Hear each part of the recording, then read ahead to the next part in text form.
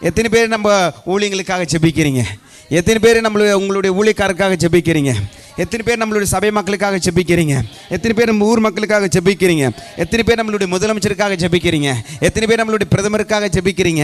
எத்தனை பேர் நம்மளுடைய தமிழ்நாட்டிற்காக ஜெபிக்கிறீங்க?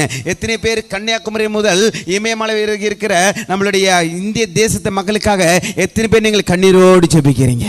எத்தனை பேர் நீங்கள் பாரத்தோடு ஜெபிக்கிறீங்க? அல்லேலூயா. நீங்க ஜெபம் பண்ணி பாருங்க, பெரிய காரியங்களை, பெரிய சித்தத்தை கர்த்தர் செய்து முடிப்பாராக. அல்லேலூயா.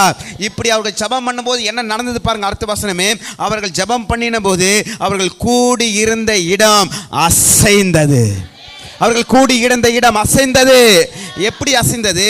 அவர்கள் எல்லாரும் பரிசுத்த ஆவியினால் நிரப்பப்பட்டு தேவ வசனத்தை தைரியமாய் சொன்னார்கள். தைரியமாய் சொன்னார்கள். எத்தனை பேர் ஆமென் சொல்றீங்க? இந்த இடத்துல தேவனுடைய பிரசன்னத்தினால இந்த இடம் அசைந்திருக்கிறது. உங்களுடைய இருதயம் அசைந்திருக்கிறது.